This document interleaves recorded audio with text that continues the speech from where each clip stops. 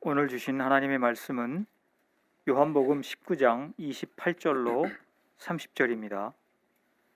그 후에 예수께서 모든 일이 이미 이루어진 줄 아시고 성경을 응하게 하려 하사 이르시되 내가 목마르다 하시니 거기 신 포도주가 가득히 담긴 그릇이 있는지라. 사람들이 신 포도주를 적신 해면을 우슬초에 메어 예수의 입에 대니 예수께서 신 포도주를 받으신 후에 이르시되 다 이루었다 하시고 머리를 숙이니 영원히 떠나 가시니라. 아멘. 할렐루야. 오늘 우리 고난주간 셋째 날 우리 새벽 특별 새벽 기도에 참여하신 모든 분들을 주의 이름으로 환영하며 축복합니다. 우리 요한복음 말씀을 가지고 계속해서 우리가 은혜를 나누도록 하겠습니다. 여러분, 예수님께서 십자가에 죽으시는 모습이 오늘 읽은 본문의 말씀에 나옵니다. 그 전에 오늘 읽지는 않았지만 어저께 끝부분에 나오는 요한복음 19장 26절 27절 말씀을 보시면은 이제 예수님의 육신의 아버지가 요셉입니다. 근데 성경에 보면은 예수님의 탄생 이후로는 예수님의 육신의 아버지인 요셉이 나오지 않는 것으로 보아서 예수님께서 나름대로 그 가정에 장남으로 태어났는데 아버지가 없는 그 가정의 장남으로서 책임져야 될 일들을 하게 되었던 것이죠. 그러니까 이제 그 가정의 장남이 이제 십자가에 못 박혀 죽는 겁니다. 그 십자가에 못 박혀 죽는 그 장남의 모습을 예수님의 육신의 어머니 마리아가 보았을 때 얼마나 그 인간적인 아픔이 있었겠습니까? 또 십자가에 달리는 이 예수님은 그 십자가 밑에까지 달려온 그 어머니 그 마리아를 보면서 내가 먼저 죽게 되었는데 얼마나 그 안타까운 마음 또는 헤어짐의 슬픔이 있었겠습니까? 그래서 요한복음 19장 그 26절 말씀에 보시면은 예수님께서 십자가 밑에 있는 어머니를 향해서 이렇게 말하고 있습니다. 26절 보시면 예수께서 자기의 어머니와 사랑하시는 제자가 곁에 서 있는 것을 보시고, 여기 사랑하는 제자는 요한입니다. 그 요한이 곁에 서 있는 것을 보시고 자기 어머니께 말씀하시되 여자여 보소서 아들이니이다 하시고, 여기 여자여라고 하는 단어는 어찌 보면 아들이 어머니에게 여자여 시건방진 그런 어투로 보일 수 있겠지만 이 당시에 이 여자여는 극존칭의 표현이라고 하는 것을 아시기를 바랍니다. 그러면서 뭐라 그럽니까? 어머니 옆에 있는 요한을 보세요. 이제부터 요한이 아들입니다. 그렇게 말씀하고 있는 겁니다. 자, 27절 말씀 보시면 그리고는 요한을 향해서 어머니를 부탁한 마리아를 부탁하는 그 모습이 나옵니다. 27절 또 그 제자에게 이르시되 보라 내 어머니라 하신대 그때부터 그 제자가 자기 집에 모시니라. 요한아 보아라 이제부터 내 어머니가 너의 어머니다. 어머니를 잘 보살펴 드려라. 그렇게 말씀하고 있습니다.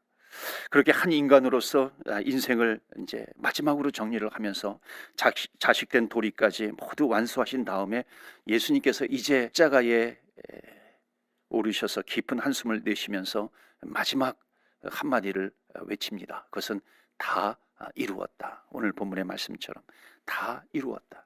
It is finished. It is completed. 다 완성하였다. 완전히 이루었다는 것입니다. 하나님을 향해서 이렇게 말씀하죠. 하나님 저를 보내신 그 목적을 제가 다 이루었습니다. 세상을 향해서 말하고 있는 겁니다. 세상에 있는 내 자녀들아, 내가 너희들을 위해서 해야 될 모든 일을 내가 다 하였다, 다 이루었다 말씀하고 있는 겁니다. 여러분 생각해 보면 세상에 어느 누구가 어느 인간이에요 얼마나 완벽해서 마지막 죽는 순간에 내가 다 이루었다 그렇게 말할 수 있겠습니까? 사람은요 죽음이 임박해 왔을 때 너나 할 것 없이 누구나 다 공통적으로 생각하는 것은 뭐냐면은 미련이 있는 것 아니겠어요? 후회가 있는 겁니다. 아쉬움이 있는 겁니다. 아무리 세상에 훌륭한 부모라 할지라도요 세상에 어느 아버지가 임종 때에 자식들이 다 모여 있는데 내가 다 이루었다 이렇게 말할 부모가 어디 있겠습니까? 아무리 잘해주었다 할지라도 아무리 훌륭한 아버지라 할지라도 나름대로 미안한 마음이 드는 것이죠. 너희들이 더 좋은 아버지를 만났어야 하는데 잘못해서 미안하다. 더 잘해줬어야 되는데 그렇게 해주지 못해서 미안하다. 나 때문에 고생 많았지. 이렇게 나름대로 미련을 남기고 떠나가는 것이 우리 인간의 인생입니다. 우리 인간의 모습이죠. 아무리 화목하게 살았던 그런 부부라 할지라도요, 남편이 숨을 거둘 때 아내를 향해 가지고 내가 다 이루었다, 내가 할 건 다 했어, 나같이 좋은 남편 만나서 행복하지, 나 다 이루었어, 이러고 숨을 거둘 남편 배우자가 어디 있겠습니까? 다 아무리 잘해주었다 할지라도 여보 나 때문에 고생 많았지, 나 때문에 고생 많았지, 더 사랑하고 아껴줘야 되는데 미안하네, 그러면서 나름대로 후회를 남기면서 떠나는 것이 우리 인생 아니겠습니까? 목사도요, 아무리 땀을 흘리면서 24시간 또 목회를 생각하고 또 성도들을 생각하면서 위에서 살았다 할지라도 내가 다 이루었습니다, 이렇게 말하고 죽을 목사가 어디 있겠습니까? 나름대로 더 찾아가지 못해서 미안하고, 더 사랑해 주지 못해서 미안하고, 이런 마음이 드는 것이죠. 모든 사람들은 나름대로 우리 인생을 살아갈 때 아쉬움이 있습니다. 후회가 있고 그런 마음을 갖습니다. 그런데 지금 예수님께서는 십자가에서 마지막 고백하시는 그 말씀이 뭐예요? 다 이루었도다. 다 이루었다. 테텔레스타이. 그러니까 이 땅에서 해야 될 일을 다 이루고 죽은 사람은 정말 행복한 사람이죠. 그래서 예수님의 이 십자가의 죽음은 슬픔보다는 눈부시게 찬란한 아름다운 죽음인 것입니다. 예수님의 삶을 돌아보면은요, 예수님이 무슨 옷이나 제대로 있었겠습니까? 신발은 틀림없이 다 헤어져 있었을 것입니다. 예수님께서도 표현하시죠. 나는 머리 둘 곳이 없다. 그럴 정도로 이 땅에서 안식할 수 있는 자기 집 하나 없는 그런 인생을 사셨던 분이 바로 이 예수님이셨습니다. 여러분, 세상이 볼 때, 세상 사람들이 볼 때 바로 이러한 삶이 무슨 거기에 뭐 행복이 있겠고 거기 그것을 성공한 인생이라고 그렇게 말할 수 있겠습니까? 그런데 여전히 예수님의 생애가 아름다운 인생이에요. 찬란한 인생이고 정말 행복한 인생이었다라고 하는 것은 예수님께서 이 땅에 오셔서 우리 인류를 향하신, 인류를 위하신 그 예수님의 목적, 그 하나님의 사명, 그 목적을 다 이루고 내가 다 이루었도다. 그리고 마지막 숨을 거두시는 죽음이었기 때문에 이 죽음은 정말 아름다운 죽음입니다. 그렇다면 예수님이 십자가 위에서 다 이루었다라고 말씀하신 그 다 이룬다라고 하는 것은 무엇일까요? 도대체 어떤 목적을 이루셨길래 다 이루었다고 이렇게 말씀하시는 것일까요? 성경에는 예수님께서 이 땅에 오신다라고 하는 예언의 말씀이 신구약에 얼마나 많이 있는지 모릅니다. 그런데 예수님께서 오신다라고 하는, 메시아로 오신다라고 하는 예언은 있지만 예수님께서 정확하게 어떤 목적을 가지고 이 땅에 오셨는가라고 하는 것 없지는 않습니다. 그러나 단지 예수님이 오신다라고 하는 것보다는 많지 않게 기록되어 있습니다. 자, 대표적으로 요한복음 10장 10절 말씀을 보시겠습니다. 요한복음 10장 10절에 보면은 도둑이 그랬습니다. 여기 도둑은 사탄입니다. 도둑이 오는 것은 도둑질하고 죽이고 멸망시키려는 것뿐이요 내가 온 것은 양으로 생명을 얻게 하고 더 풍성히 얻게 하려는 것이라. 바로 이것이 예수님께서 이 땅에 오신 너무나도 중요한 목적인데, 예수님께서 그것을 십자가에서 죽으시면서 내가 다 이루었도다, 다 이루었도다 라고 말씀하고 있으니 이 말씀이 우리에게 다 이루어졌다라고 하는 것입니다. 예수님은 지금 여기 10절 계속해서 보시면 도둑이, 사탄을 지금 도둑이라고 표현하고 있는데요, 그 도둑은 누구예요? 옛날 그 에덴 동산에서 아담과 하와에게 하나님이 주신 생명이죠. 여기 요한복음 10장 10절에 나와 있던 앞에는 생명을 얻게 하고 더 풍성히 얻게 하려는 것이라. 하나님께서 에덴 동산에서 아담과 하와를 창조하시고요, 생명을 주셨다. 그 생명은 어떤 생명입니까? 영원한 생명이죠. 그 영원한 생명을 주셨는데 그 풍족한 과실들을 따먹으면서 풍성한 삶을 누릴 수 있도록 하나님께서 창조해 주셨는데 거기 뭐라고 되어 있습니까? 거기 도둑이 오는 것은 그랬습니다. 도둑이 와가지고 아담과 하와에게 있는 그 영원한 생명이라든지 그 풍성한 삶이 있었는데 그것을 도둑질 해갔다라고 하는 것입니다. 도둑질 해갔다라고 하는 것은 뭐예요? 그 도둑질을 해갔으니까 그 도둑질 해가지고 훔친 것을 마치 자기 것인 양 누리고 있는 것이 누구야? 바로 사탄이라는 것입니다. 그 생명, 풍성한 삶, 에덴 동산에서 영원한 생명을 가지고 풍성한 삶을 누려야 될 우리 인간들, 그런 인간들의 것을 다 도둑질해 가버린 겁니다. 그러니까 결국 그 생명을 도둑질해 갔어요. 풍성히 누려야 될 삶을 도둑질해 갔어요. 그러니까 우리 인간들은 이 땅에서 결국 어떻게 됩니까? 죽음에 대한 두려움이 있어요. 그것에 대한 기쁨이 없어요. 가시와 엉겅퀴 같은 그런 고난을 가지고 풍성한 삶이 아니라 그 고난을 가지고 그 고난을 당하는 듯한 그런 인생을 살아가게 되는 것입니다. 결국 인간 사탄은 목적은 뭐예요? 결국 인간이 이 땅에서 소망 없이 살다가 결국 멸망시키는 것이고 영원한 지옥불에 떨어지게 만드는 것, 이것이 바로 사탄의 목적인데, 그래서 와서 이 사탄은 도둑질을 해간 것입니다. 하나님께서 주신 영원한 생명을 도둑질해 간 것이고 풍성한 삶을 누려야 되는데 그것을 도둑질해 가고 결국 지옥에 빠뜨리는 것이죠. 자, 그런데 요한복음 10장 10절 말씀 보시면 예수님께서 무엇을 위해서 오셨다고 말씀하고 있습니까? 영원한 생명을 주시기 위해서 오셨다. 풍성한 삶을 누리기 위해서, 누리게 해주기 위해서 주님께서 이 땅에 오셨다라고 하는 것을 말씀하고 있습니다. 도둑이 온 것은 도둑질하고 죽이려고 하고 멸망시키려고 하는 것이지만 내가 온 것은 양들에게 내가 다시 생명을 주겠다. 영원한 생명을 주겠다. 그것으로 인해서 너희들이 풍성한 삶을 누릴 수 있도록 해주겠다. 주님께서 이 땅에 오셔서 그것을 다시 우리 인류에게, 인간에게 되돌려 주시고자 하시는 그 목적을 가지고 이 땅에 오셔서 그것을 이루셨기 때문에 십자가에서 테텔레스타이, 다 이루었도다 말씀하고 계시는 예수님이십니다. 자, 결국 구약의 역사, 신약의 역사, 성경의 역사가 있습니다. 성경의 역사가 이것을 성경을 보면은 이것을 이해할 수 있는 그런 성경의 히스토리 역사가 쭉 전개되고 있는 것이죠. 사탄은요, 아담과 하와로부터 하나님의 손에서 한번 빼앗은 그 인간을 이제 절대로 사탄은 어떻게 하겠어요? 빼앗기지 않으려고 하는 것이죠. 어떤 하나님의 손에서부터 빼앗은 우리 인간은 어떻게든지 하나님께로 되돌아가지 못하게 하는 것입니다. 생명을 얻지 못하게 하는 것이죠. 풍성한 삶을 누리지 못하게 하는 것입니다. 결국 하나님께서 메시아를 이 땅에 보내주십니다. 오실 메시아가 바로 구약 성경에는 오실 메시아가 기록되어 있고요, 신약 성경은 오신 메시아가 기록되어 있습니다. 결국 사탄의 손에서 잃어버린 것을 빼앗아 오려고 하는 그 역사가 신약과 구약과 신약 속에 나타나는 그 구원의 역사입니다. 그것을 다른 말로 구속사라고 말하는 것이죠. 자, 사탄은 에덴 동산에서 하나님이 주신 것을 도둑질해간 그 죄 때문에 이제 사탄은 어떻게 됩니까? 하나님으로부터 영원한 심판을 당하게 됩니다. 자, 사탄의 운명을 말해주는 성경 전체 66권 중에 가장 첫 번째 책이 창세기 아닙니까? 에덴 동산에서 아담과 하와를 만드셔요. 그러나 뱀의 유혹에 넘어가게 됩니다. 그 이후에 사탄의 운명은 어떻게 될까요? 3장 15절 말씀 보시겠어요? 창세기 3장 15절에 이것이 어찌 보면 첫 번째 예언입니다. 여기서 나는 하나님이십니다. 하나님이 너는 사탄입니다. 도둑질 해갔던 사탄이죠. 너로 여자와 원수가 되게 하고 내 후손도 여자의 후손과 원수가 되게 하리니 여자의 후손은 내 머리를 상하게 할 것이요 너는 그의 발꿈치를 상하게 할 것이니라. 원복음이라고 말하고 있는 이 창세기 3장 15절의 예언의 말씀입니다. 여기에서 하나님은 사탄에게 앞으로 내가 여자의 후손을 보낼 터인데 그가 너의 머리를 어떻게 할 거라고요? 너의 머리를 상하게 할 것이다. 사단의 머리를 상하게 할 것이다. 내가 보낼 메시아가 사단의 머리를 상하게 할 것이다. 결국 이 말을 들은 사단은 어떻게 하겠습니까?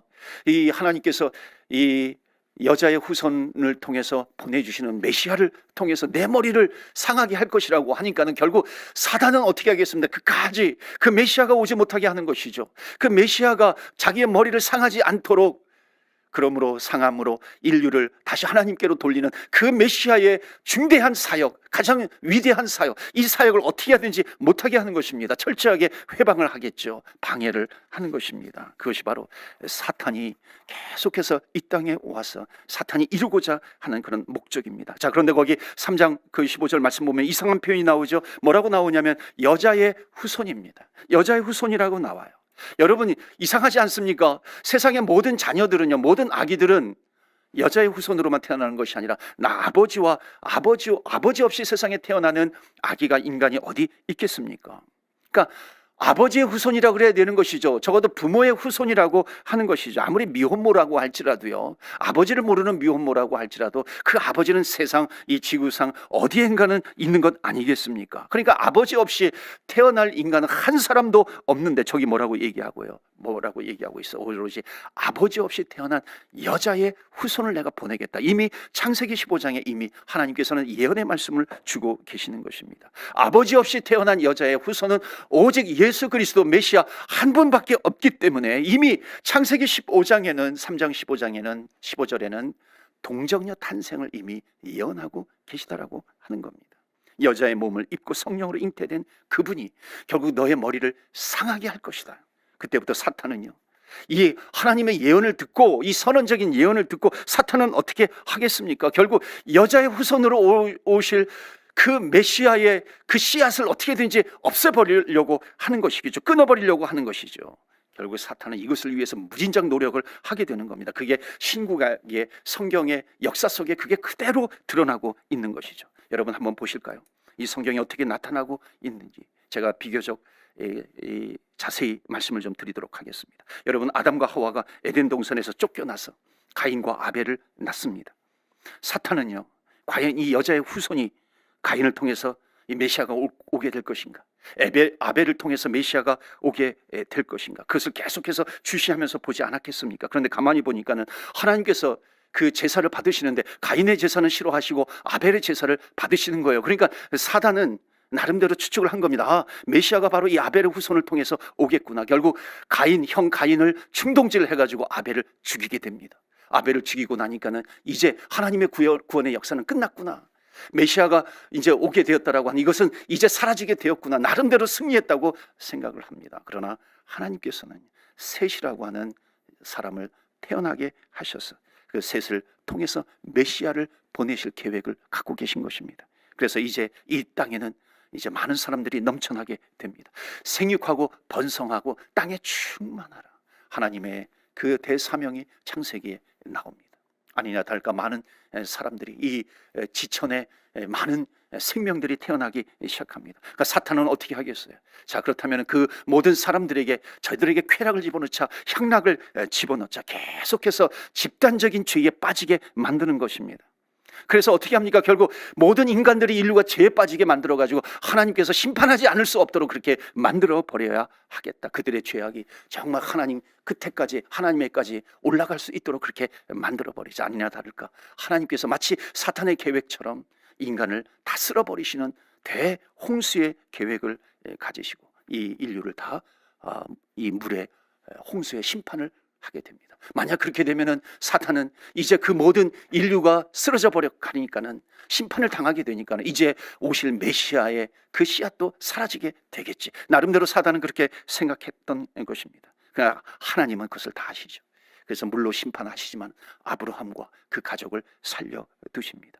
이 방주에 넣으시면서 메시아의 씨앗을 보존하시는 겁니다.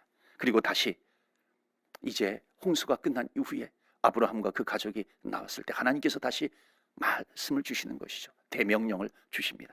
생육하고 번성하며 땅에 충만하라 사명을 주셔서 하나님의 구원의 역사는 계속해서 진행이 되는 것입니다. 나중에 아브라함을 통해서, 노아를 통해서 셈함, 야벳을 낳게 하시고 인류가 번성케 됩니다. 나중에 메소포타미아 지역에서 이제 하나님께서 아브라함을 빼내서 가나안 땅에 이제 옮기십니다. 마치 가나안 땅에서 이제 오실 메시아의 씨앗, 메시아를 탄생케 하시는, 마치 가나안 땅의 인큐베이터처럼 이 오실 메시아를 준비하고 계시는 하나님의 계획이 진행이 됩니다. 이것을 사탄이 눈치를 챈 것이죠. 그래서 가나안 땅에 아브라함이 입성을 했을 때에 어떻게 합니까? 또 기근을 또 일어나게 합니다. 기근 가운데 아브라함은 또 도망을 가게 됩니다. 애굽이라고 하는 것으로 도피하게 되죠. 애굽으로 도피했을 때에 또 어떻게 합니까? 결국 거기에서 바로 왕이, 이 아브라함의 부인 사라가 바로 왕의 마음에 들게 해서 이 바로 왕과 동침을 하게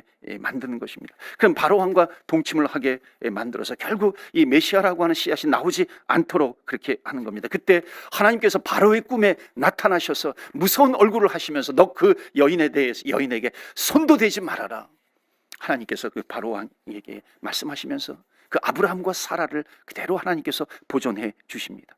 여러분, 이삭에게도 똑같은 일이 발생을 해요. 아비멜렉에게서 이런 똑같은 일이 일어나게 됩니다. 이삭의 아들 중에 이제 야곱이 있고 에서가 있습니다. 태중에서부터 하나님은 야곱을 선택하신 줄 알고 에서를 충동해서 결국 야곱을 죽이게 합니다. 야곱은 이제 하란으로 도피하죠. 21년 동안 거기에서 살면서 거부가 됩니다. 12명의 아들과 함께 돌아왔을 때에 사단은 계속해서 주시해보지 않았겠습니까? 과연 이 12명의 아들 가운데 누구로부터 메시아의 씨앗이 나오게 될 것인가? 야곱은 가만히 보니까 장남이 루벤인데, 루벤에게 관심이 있는 것이 아니라 마치 11번째 아들 요셉이 장남인 것처럼 채색 옷을 입히면서 그렇게 키우는 것을 보면서 저 요셉을 통해서 메시아가 나오겠구나. 결국 형제들을 충동질해 가지고 이 야곱을 또 노예로, 야곱을 죽이게 하고 결국 노예로 팔려가게 합니다. 그러나 요셉은 또 하나님의 은혜로 하나님께서 형통케 해주셔서 바로 왕의 이 애굽의 바로 왕 이의 이인자 총리, 애굽의 총리가 되게 하십니다. 자, 그러니까 거기에서 이 메시아의 후손이 나오는 줄 알았는데 하나님께서는 그것이 아니라 요셉을 통해서 메시아가 나오는 것이 아니라 정말 아무도 예상하지 못했던 유다를 통해 가지고 넷째 아들 유다를 통해서 메시아의 씨앗을 계속해서 이어가게 하시는 겁니다. 거기에서 나중에 다윗이 나오게 되는 것이죠. 자, 그렇다면 이 다윗에서 다윗의 자손이 나오게 될 텐데, 후손이 나오게 될 텐데 어떻게 합니까? 사울을 충동질해 가지고 다윗을 죽이려고 합니다. 다윗은 엔게디 광야로, 신광야로 도피합니다. 그러나 그 수많은 죽을 위기 속에서 하나님께서 방패가 되어주시고 하나님께서 산성이 되어주시고 하나님께서 피할 바위가 되어주셔서 다윗을 살려주십니다. 거기로부터 시간이 흘러서 결국 이스라엘은 북쪽은 아수르에게 멸망을 당하게 되고 남쪽은 이 바벨론에게 포로로 끌려가게 됩니다. 그러면 이스라엘에게서 나올 메시아의 씨앗이 없어지지 않을까? 그러나 바벨론 이후에 또 페르시아 바사라고 하는 왕국을 세워서 결국 고레스 왕으로 인해서 그 이스라엘 백성들이 다시 포로에서 이스라엘로 귀환을 하게 됩니다. 그리고 마침내 이제 예수님께서 탄생을 하시게 됩니다. 예수님께서 그 이스라엘 땅에서 베들레헴에서 태어나게 하시는 것, 바로 이것이 구약의 구속의 역사인 것입니다. 절대로 예수님이 오지 못하게 해서 자기의 멸망될 그런 운명을 바꿔보려고 했던 이 사탄의 역사 속에서 하나님은 하나님의 뜻과 하나님의 계획대로 메시아를 이 땅에 보내시고야 마시는 하나님의 그 구속의 역사, 구원의 역사가 이 구약의 역사 속에 그대로 담겨지고 있는 것입니다. 그대로 그 구속의 역사가 보여지고 있는 것이죠. 이제 드디어 예수님은 이런 방식으로 이 땅에 오셨고, 예수님이 태어났을 때도 여러분 사탄은 끝까지 포기하지 않습니다. 예수님을 죽이려고 하는 것이죠. 자기의 운명이 그분으로 인해서 멸망당하는 것을 알았기 때문에 그 메시아가 베들레헴에서 태어난 것을 알게 돼요. 결국 헤롯 대왕을 충동질을 해가지고 2살 아래로 태어난 남자아이들은 다 죽이게 합니다. 그때에 하나님은 예수님을 이 애굽으로 피신하게 하시고 헤롯 왕이 죽었을 때에 다시 돌아오게 하셔서 예언대로 나사렛에서 자라나게 하시면서 이 몫으로 살게 하시면서 30년을 준비하게 하십니다. 그리고 난 뒤에 30년이 지났을 때에 이제 예수님의 본격적인 퍼블릭 라이프, 공생애가 시작이 됩니다. 예수님께서 공생애를 준비하실 때에 광야에서 40일 동안 금식을 합니다. 그때 사단이 끝까지 회방하죠. 공생에 참여하지 못하도록 회방을 합니다. 그리고 3가지 유혹을 합니다. 그러나 예수님께서는 이런 지하에 그 유혹을 물리치십니다. 사탄은 당황하죠. 이제 예수님이 살아있으면 안 되는데, 예수님의 그 공생애를 시작하면 안 되는데, 그래서 사람들이 모여 있을 때에 집단적인 아사를 집단적으로 죽이려고 합니다. 그러나 예수님께서는 오병이어의 기적을 베풀어 주시면서 이제 기적을 베풉니다. 어떻게 그 예수님을 이길 수 있을 것인가? 옳거나 저게 이제 저 예수가 이제 배를 타고 호수를 건너가게 하는구나. 사단은 큰 광풍을 일으킵니다. 그 광풍 속에서 아무리 이 바다에서 자라난 이 어부들이 있다 할지라도 저 광풍을 이길 수 없을 정도로 큰 광풍을 불게 합니다. 그러나 예수님께서 뭐라고 하십니까? 풍랑아 잠잠하라. 이 주님의 한마디의 풍랑이 잠잠해지는 것입니다. 그 누구가 바로 이 주님이 하나님께서 준비하시고 이 땅에 보내주신 그 메시아 예수 그리스도를 이길 수 있을까요? 어떤 방법으로도 이길 수 없다라고 하는 것을 사단은 알고 있어요. 사단은 마지막 방법을 씁니다. 그 마지막 방법이 무엇입니까? 이스라엘은 여러분 신정국가예요. 이스라엘은 그 종교 단체이기 때문에 그 당시에 마치 신정국가에서 대통령 같이 여겨졌던 제사장입니다. 대제사장을 부추깁니다. 모든 시스템을 동원을 합니다. 그래서 예수를 사형틀에다가 매달아야 되겠다, 예수를 십자가에 못 박아야 되겠다, 그렇게 작전을 핍니다. 놀랍게도요, 이것은 효과가 있었어요. 사탄의 예상대로 예수님 대제사장과 군대 조직에 의해 가지고 체포를 당하게 됩니다. 이제 사탄은 자기가 수천 년 동안 해왔던 그 영원한 바람이 이제 이루어지게 되는 것이구나. 이제 예수 그리스도를 저기 십자가에 매달아서 죽여버리게 되면 이제 세상은 자기의 것이 되는 것입니다. 그러니까 사탄은 어떻게 하겠어요? 미친 듯이 지금 조금만 있으면 자기의 목적이 이루어지는 것입니다. 자기의 소원, 바람이 이루어지는 것입니다. 대제사장들을 부추깁니다. 종교 지도자들을 부추기게 되는 것이죠. 그 당시에 총독, 지역 총독 이 빌라도를 부추깁니다. 그래서 결국 사형 언도를 내리게 하는 것이고 예수님은 십자가에 매달게 한 것입니다. 그런데 사탄이 생각할 때 이상한 것이 있어요. 찜찜한 것이 있어요. 예수님이 공생의 기간 동안에 무엇을 다 갖다 놓는다 할지라도 다 물리쳤던 예수님이 이상하게도 잠잠한 거예요. 오늘은 웬일인지 예수님께서 순순히 체포를 당하시고 순순히 묶이시는 겁니다. 아무런 능력도 행하지 않는 겁니다. 마치 머리가 다 잘려버린 그 힘없는 삼손처럼 정말 힘이 하나도 없는 모습으로 예수님께서 묵묵히 체포를 당하시고 십자가를 지시는 것입니다. 묵묵히 끌려가시는 거죠. 여러분, 이 기회를 사탄이 놓칠 수 있겠습니까? 놓칠 수 없어서 시간이 더 주어져도 되지만 빌라도를 충동해가지고 직결 심판에 넘겨버립니다. 그리고 그 자리에서 바로 예수를 죽이도록 사형 언도를 내리게 하는 것이죠. 골고다 언덕까지 군사를 이용해서 보이지 않는 쇠사슬에 묶어서 이 메시아 예수님을 끌고 갑니다. 지금 이 순간은 사탄이 수천 년 동안 바랬던 그 바람이 이루어지는 순간입니다. 이제 이 예수를 십자가에 달기만 하면 이제 온 천하가 내 것이 되는 것인데, 여러분 이 기분이 어떻겠습니까? 이제 조금 있으면 이제 그 메시아라고 하는 그 씨앗이 인류를 구원하시겠다라고 하는 그 하나님께서 보내주신 메시아가 이제 죽게 되는 것인데, 이 사탄의 기분이 얼마나 좋았겠어요. 뭐 수백억 수천억의 로또가 당첨되는 그것과도 견줄 수가 없는 것이죠. 그래 사탄은 예수를 십자가에 매달았습니다. 이제 예수는 없어지고 온 천하는 내 것이 되는 그런 순간입니다. 예수님이 십자가에 달려서 그 양손에 못이 박힐 때 탕탕탕 못이 박힐 때 그 소리가 이 사탄에게는 어떤 소리로 들렸겠습니까? 이제 마치 메시아를 죽이고 온 세상이 내 것이냐 의기양양했을 것입니다. 예수님이 십자가에 못 박힐 때, 채찍에 맞았을 때 그 온몸에서 그 피와 물이 다 쏟아집니다. 중력에 의해서 십자가에 달리면 못에 의지를 해야 되기 때문에 양 속에 발에 박힌 못에 의지해야 되기 때문에 이리 꿈틀거리고 저리 꿈틀거리고 그러면서 계속해서 고통 가운데 죽어가는 예수님, 그것을 보면서 이 사탄의 기분은 얼마나 좋았을까요?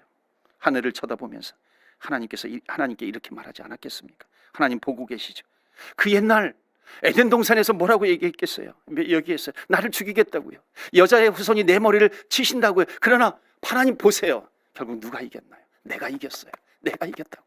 의기양양하게 하나님을 향해서 십자가에 못 박혀 죽으시는 그 예수님을 보면서 내가 이겼다고, 내가 승리했다고 사단은 지금 하나님께 소리를 치고 있는 거예요.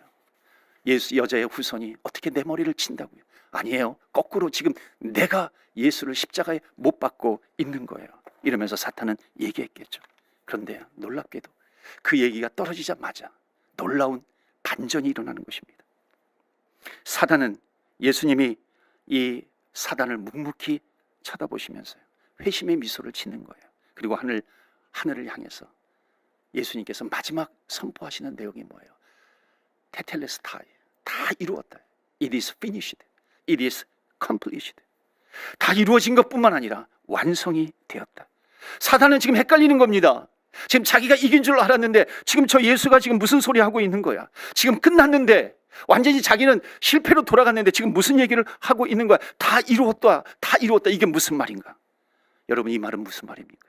사단아, 지금 십자가 지는 것은 예수가 십자가 지는 것은 너의 작품이 아니야. 그 작품은 바로 내 작품이란다. 예수는, 너는 절대로 예수님을 십자가에 너는 예수를 매달아서는 안 되는 거야. 왜 그런 줄 아니? 내가 바로 십자가에 못 박히기 위해서 내가 이 땅에 왔단다. 내 목적이다. 너가 내 목적을 이룬 것이야. 어느 신학자는 이 십자가 사건을 통해서 사건을 뭐라고 얘기했냐면 하나님의 모략이다, 이렇게 표현을 합니다. 사탄도 서고 넘어간 하나님의 모략. 사단으로 하여금 예수님을 십자가에 매달도록, 아주 정신없이 매달도록 그렇게 만들었지만은 결국 하나님을 도와주는 그런 격이 되어버려서 예수님이 십자가에 매달려 죽으심으로 인류 전체를 매달고 있는 그 죄의 쇠사슬을, 그를 끊어버리시고 해방과, 죄로부터 해방과 자유를 주시고 영원한 생명을 주시는 그 하나님의 계획입니다. 사단의 손에서 벗어나게 하셔서, 사단아, 너는 죽어도 나를 십자가에 매달지 못하는 것이다. 마치 하나님께서 선포하시는 겁니다. 다 이루었도다, 다 이루었도다. 그렇게 예수 그리스도를 죽이려고 했던 사단의 역사와 메시아를 보내서 온 인류를 구원하시고자 하시는 이 하나님의 역사 속에서 예수님은 십자가 위에 달리심으로 승리하셨고 결국 사단의 권세는 멸망된 겁니다. 사단이 불법 점령하고 있던 우리에게 훔쳐간 모든 것들을 예수님께서는 십자가에서 다 이루셨도다, 회복을 시키신 겁니다. 이제 예수님은 사람이 마음으로 믿고 입으로 내가 예수를 믿는다고 시인하는 자에게 사망의 인생에서 영원한 생명으로 인도함을 받게 되며 풍성한 삶 없이 살아가던 우리들에게 삶의 풍성함을 우리에게 허락해 주시고 영원한 멸망으로 지옥으로 빠질 수밖에 없는 우리들을 영원한 생명을 주셔서 영원한 천국으로 인도해 주시는 하나님 아버지의 그 역사, 이것을 다 이루신 것입니다. 사랑하는 성도 여러분, 이제 어떤 사람이 나타나서 예수가 이룬 것은 덜 이루었어, 그렇기 때문에 내가 완성하러 왔어, 여러분 정말 신천지같이 이만희같이 이렇게 쓸데없는 소리를 하는 하나님, 여러분 그런 소리에 현혹되지 마시기를 바랍니다. 속지 마세요. 다 이루신 분이 누구예요? 예수님이에요. 예수님 한 분만이 다 이루셨기 때문에 그 누구도 필요 없는 것입니다. 여러분 예수님 외에 필요한 분은 없어요. 누군가가 여러분 우리가 밥 한 끼를 사줘도 우리는 감사하지 않습니까? 운전을 하면서 갈 때 누가 내 자리를 양보해 주면은 우리는 감사하기도 합니다. 여러분 이런 것 가지고도 우리가 감사를 표현하는데, 내가 알기도 전에 예수님께서 나를 아셨고, 내가 예수님을 부르기 전에 나를 구원해 주신 주님, 내가 부르짖기 전에 나를 사랑해 주신 예수님이십니다. 내가 부탁하기도 전에 예수님의 은혜로 말미암아 내가 너를 위해서 죽었다고, 죄와 사망의 권세에서 나를 자유함을 주시고 나를 구원해 주신 그 하나님 아버지의 사랑, 그 주님의 사랑이에요. 그분이 뭐라 그래요? He paid. 다 내가 지불했다. 너의 모든 죄값을 내가 다 지불했다. 주님께서 죄와 사망에서 우리를 구원해 주시고 자유함을 주셨다라고 하는, 이게 공짜라고 하는 그 은혜, 그 하나님은 우리에게 그 은혜를 주시면서 우리를 죄와 사망에서 해방시켜 주신 줄 믿습니다. 저와 여러분의 모든 멸망, 저주, 지옥, 권세, 그것을 십자가에서 다 이루신 분, 그분이 누구예요? 바로 예수 그리스도입니다. 그렇기 때문에 우리가 이것을 안다면, 우리가 이것을 믿는다면, 우리가 이 세상을 살아갈 때에 마치 어려운 환경 때문에 예수님께서 분명히 다 이루셨다고 선언을 하셨음에도 불구하고 마치 아직 덜 이루어진 것처럼 절망하고 좌절하고 안 된 것처럼, 이것은 뭐예요? 결국 예수님께서 실패하신 것처럼 살아가게 되는 것인데, 예수님은 다 이루셨다고 분명히 선언하셨는데 예수님이 실패하신 것처럼 살아가는 것이 아니라, 여러분 십자가에서 예수님께서 흘리신 보혈이 지금 내 안에서도 흐르고 있기 때문에 사망 권세를 이기시고 부활하신 예수님, 예수님께서 승리하신 그 승리가 바로 내 승리가 되는 것이고, 예수님께서 예수님의 부활의 그 승리가 내 것이며 그 생명이 바로 내 생명이 되는 것이고, 믿고 흔들리지 아니하며 외치면서 살아가야 할 것입니다. 사랑하는 성도 여러분, 주님은 우리를 위해서 모든 것을 다 짊어지시고 해방시켜 주셨고 승리케 해 주셨습니다. 오늘도 내일도 주님을 믿으시고 주님을 바라보시면서 어떤 환경 가운데에서도, 절망 속에서도 나를 일으켜 주시는 하나님, 근심 가운데서 다시 살아나게 하시는 하나님, 절벽 가운데 내가 떨어지고 있다 할지라도 나에게 믿음의 날개를 주셔서 독수리가 날개치고 올라가듯이 날개 하시는 하나님 아버지의 그 은혜, 여러분 오늘도 내일도 그 은혜를 잊지 마시면서 주님이 승리하셨기에 나도 승리했습니다. 승리를 선포하시면서 승리하는, 진정으로 승리하시는 인생을 살아가시는 저와 여러분 되시기를 주의 이름으로 축원합니다. 아멘.